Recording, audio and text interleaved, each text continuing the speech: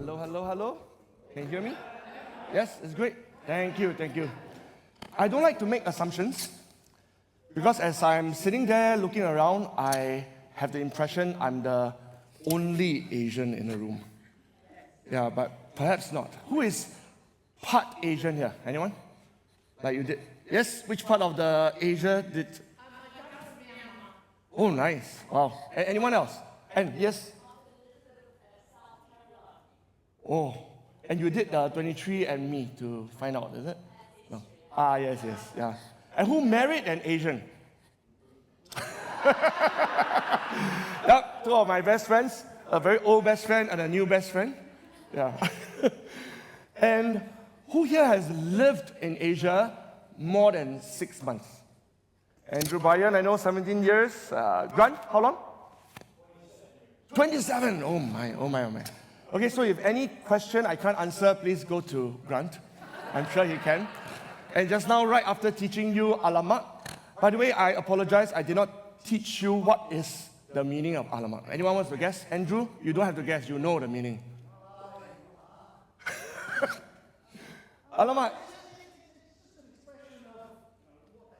Yeah, what the hell, you know? We like to be polite in Asia, so no WTF, we say alamak. And usually we will hit our forehead, and Andrew has a lot of it. Yeah. So we say alamak. Yeah. So it's not rude. You can say alamak in Singapore, and nobody will sue you or charge you and arrest you. I brought 3 books to give away during the course of the next 18 minutes or so. And I invite you later to come on stage, and I will give you, and we take a nice photo together. Cool? Okay, let's start. I am going to share 2 main parts of this. The first part is, of course, branding, which already we heard from an expert. Thank you. Today is the first time I meet you, and I downloaded your book, and I shared with the exco in APSS, and their minds were blown. They were like, wow, this is very... Sorry, is there a cracking sound or something? Yeah. They said, wow, this is one of the deepest, most substantial branding book they've ever seen. And is it okay? Okay, thank you. No, do I sound great? Okay, great. Okay, let's start. So there's branding yourself part, which I won't touch on too much because we already learned it. And the Asia part, which is what I'm here for.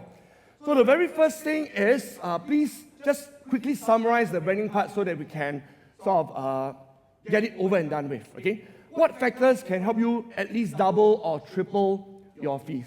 Just discuss with the partner within 1 minute and you're done. Please discuss. 5, 4, 3, 2, 1. Please high five each other.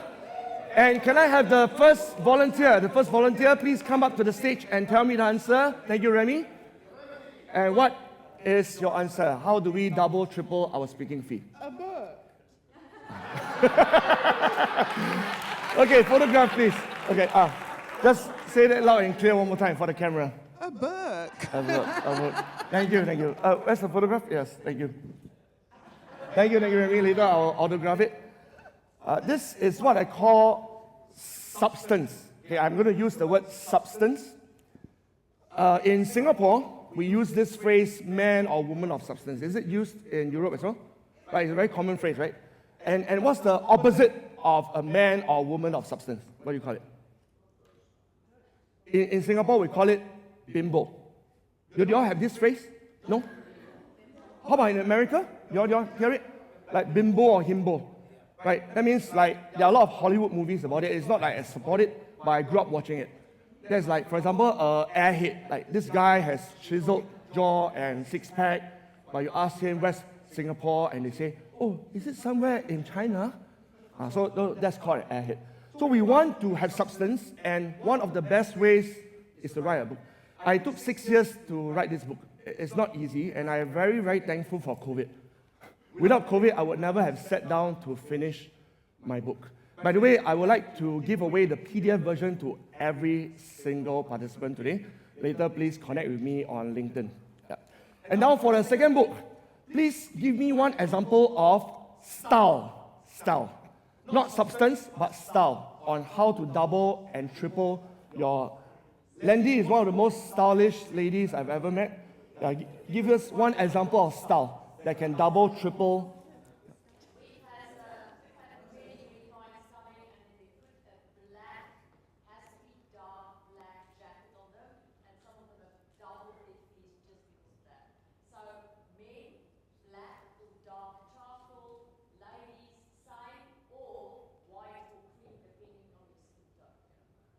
Time to change my jacket. Yeah, thank you, thank you. Real men wear pink. Thank you. Thank you. A picture, a picture. Thank you. I put this chair here because when I first started speaking about 10 years ago, I felt like I had a huge hurdle to cross. I'm very, very Singaporean. I was born there, educated there, and for those of you with Singaporean friends, you can sense this accent. It's called the Singlish accent. I didn't even know I had the Singlish accent until I moved overseas. I was in Hong Kong for 2.5 years, and the Hong Kongers told me, "Ooh, Eugene, you have a very heavy Singlish accent." I was too polite to say you have a very heavy Hong Kong accent, but let's not insult each other. So I started having imposter syndrome. I was struggling to think, who am I, right? Who am I, a Singlish-speaking local, to want to become a global keynote speaker? And to be very honest, for a few years, I didn't even try. In Singapore, they actually give money away to locals to go for training for free. And Andrew, you would know this very well. And so I decided to be a government-related trainer, earning around $500. Oh, sorry, let's convert to US dollars. $350 US per day. Is that a lot of money? No, $350 a day. Like, to be honest, I couldn't feed my family. I have 3 kids. I don't know how I end up with 3 kids, but I had to feed them, right? And I don't know why they want to eat every day. There's something seriously wrong with kids. You know, if I was a lone bachelor, I think $350 per day is fine. You know, it's not like I'm greedy or ambitious or anything, but seriously, I couldn't send my kids to school or university if I continued earning $350. So I joined Asia Professional Speakers 8 years ago, and a lot of speakers there, and Andrew was the president at the time, was saying that, whoa, they can earn $5,000 US per speech, $10,000 US per speech, and some even claimed $25,000 per speech. And these are not the celebrity kind. Right? The celebrities are like $200,000, $500,000 speech. Who heard of all this pricing before? Like $1 million per speech. So I was thinking, $350 per day. $10,000 per speech. How am I going to cross this hurdle? So I started experimenting with some techniques on substance, on style, and I'm very, very thankful. I'm very thankful to tell you that, again, I'm not boasting, but I did it. I did it. First of all, I issued press releases. Did you know you could issue press release about yourself to the newspapers? Newspapers have 2 sections, right? One, the marketing, which they will collect $5,000 to feature you. That's not credible at all. I decided to go for the free section. And instead of hiding, you know, a lot of Asian men especially, you know, I speak on behalf of Asian men, that we don't want to tell people we are kicked out of the company, that we were incompetent, that people look down on us. So I hide it. But the moment I share this story in the newspapers, then they started featuring me on the front page. And I got featured in radio as well, and I got featured multiple times, and the TED Talk committee called me. Just now I heard a few of you have been on TED Talk before. Who has spoken at TED Talk? Amazing. Hey, let's give them a round of applause.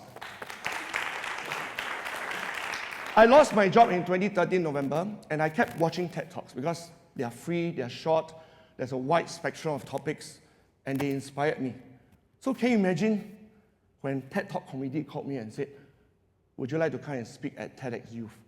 Well, I almost cried. Yeah, but being a man, I'm not supposed to cry. So I just held back my tears and I went for the TED Talk. And who recognized this gentleman? Ron Kaufman. Ron Kaufman. A legend in the world, in Singapore. He converted his citizenship to Singaporean, and now he's my personal mentor. Because I'm the APSS president, he wants to make sure I don't fail APSS. Yeah, so he goes walking with me a lot. And thanks to him, I got my CSP in 2023. Who here wants to get CSP?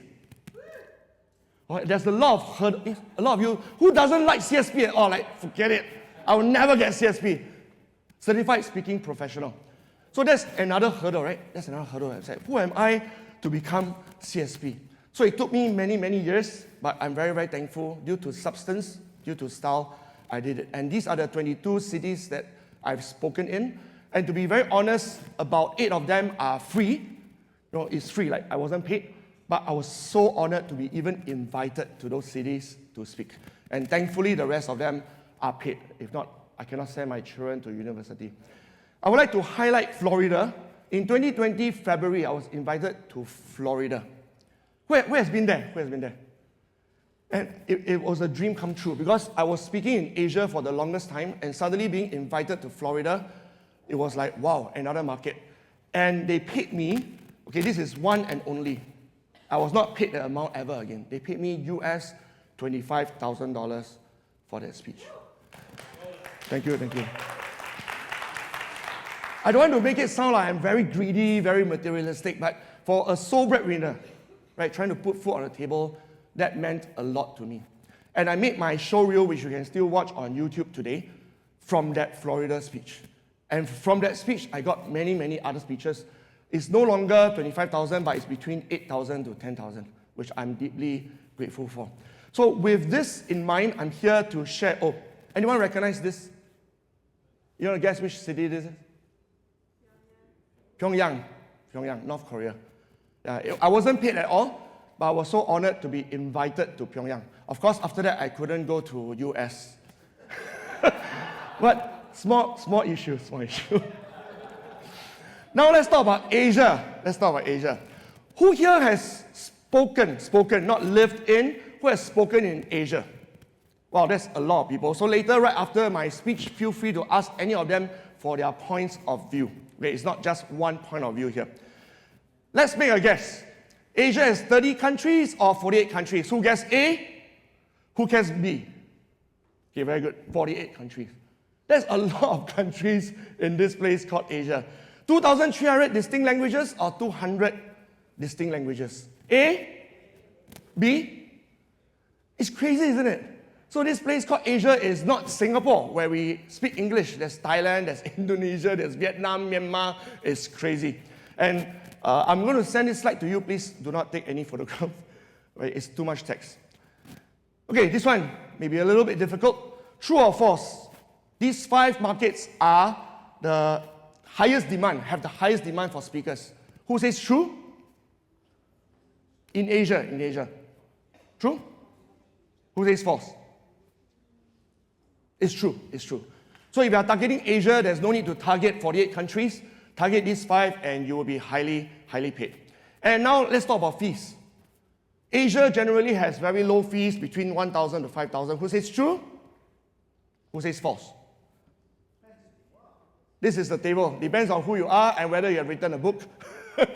Yes, this is the fee which I will share with you again through the WhatsApp group that we have created. But I just want to tell you that Asia is waiting for you. Asia is waiting for you. It is very odd for an Asian to say that. By right, I should be hiding, right? I should be protecting my turf. Say, do not come in.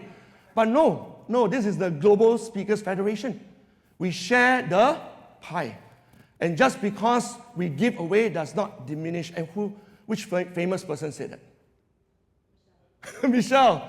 Yeah, so let's give it away. It's like candles, right? We light each other's candle, but our own candle does not diminish. So please, do you remember which month is our speakers convention in Singapore? May 1st and 2nd. I sincerely invite you, not just because I'm the president, but because Asia awaits you. We need to hear global perspectives. We need thought leaders. We don't want to be a frog in the well and only listen to local people speak all the time. Who here is willing to explore the Asian market once again? Okay, there's a lot of money waiting for you, but more important than money, a lot of souls waiting for you. I present to you a checklist, and I want to confess to you, I use ChatGPT for this. Okay, let me tell you how I used it. First of all, anyone heard of this? I want to pronounce it correctly. It's a Dutch social psychologist, right? Yeah. Hofstede. Hofstede. Okay, thank you. Hofstede. Now, for years, I call it Hofstede, which is like wrong. I'm not here to teach Hofstede, but I use this. I uploaded onto ChatGPT, and then I uploaded a few of my observations that I took on my memo, and then voila, ChatGPT gave me this. So I'm very, very proud to present to you the ASIA checklist that before you come to Asia and speak, please at least go through this list and look at your keynote. And today I don't want to be here offending anybody, right? Because as I was sitting there listening to a lot of presentations, there were a lot of presentations that are not 100% ready for Asia. I just give you one tiny example. I saw a lot of photographs of, for example, interviews, but there was no Asian, for example, right? Or a lot of case studies that were shared. Of course, Europe is huge, US is huge, so it's very natural to skip Asia. But before you come to Asia, please, at least add 2 or 3 Asian faces. And it could be Indian, Malay, Thai, Burmese, it doesn't matter. But you need to do some extra effort. Because Asians generally don't really brand ourselves very well. So if you Google, it's hard to find. So you have to reach out to me or through me to 250 other APSS members, and I'll introduce Asians. Who thinks this is fair? It's fair to put some Asian faces and interviews and case studies. Thank you. And really, I acknowledge it's not easy to find them. So right now, I'm going to turn the chair around because all these obstacles can easily be solved using the ASIA framework. And using the framework, we can sit down, we can choose to stand up, woo!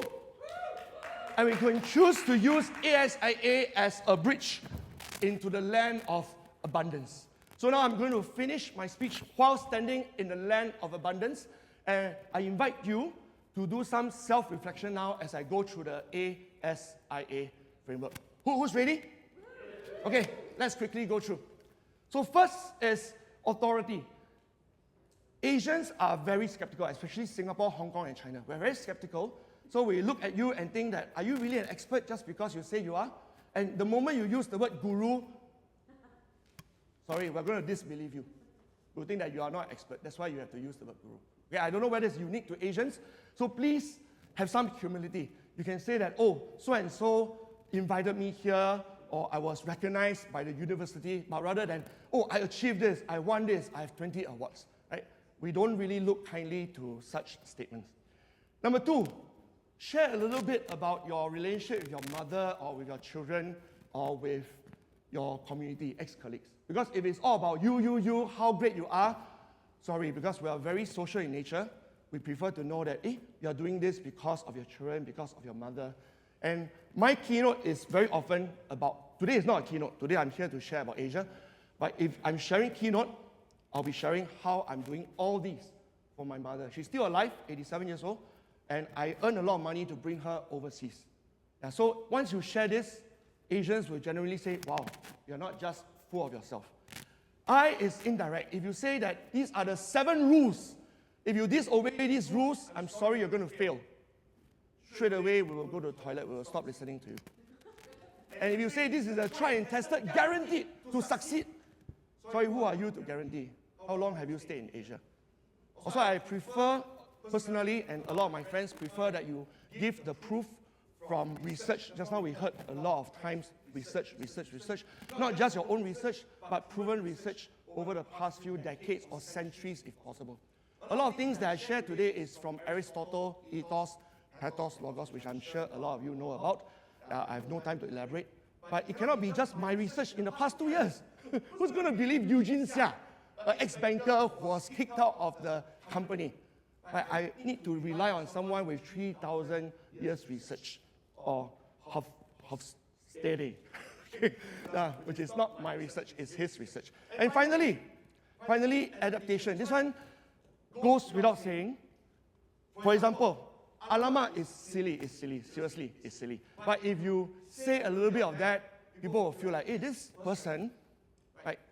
Don't forget, Singapore used to be conquered by fill in the blanks, okay? Fill in the blanks. And when the Japanese came to attack, this particular group of people did not protect us. So if we stand on stage and start saying that you Singaporeans, you Hong Kongers, you Chinese should do this, then we will feel like the same PTSD all over again, to be very honest. Right? So, sorry for such sensitive topic. So I prefer that you use Lee Kuan Yew. Use, for example, Nelson Mandela, okay, that's South Africa. Use Manny Pacquiao from Philippines, rather than always Obama, Bill Gates, Elon Musk as examples. Please adapt to local culture. Before I end, I just want to say I highly respect another former president other than Andrew, and it's Andrew's bestie. Let's test your listening skill. Who is Andrew Ryan's bestie? Frederick Herron. I highly respect him because I traveled to Pyongyang, North Korea with Frederick. And he did not write his speech before going to Pyongyang. He wrote his speech while we were in Pyongyang. Andrew, did Frederick tell you about this?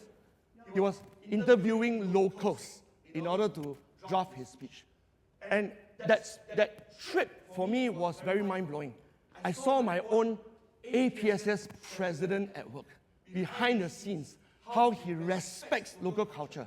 Not that he's a communist, he's far from it, but he respects local culture enough to craft a keynote based on their local norms. Who feels inspired by Frederick right now?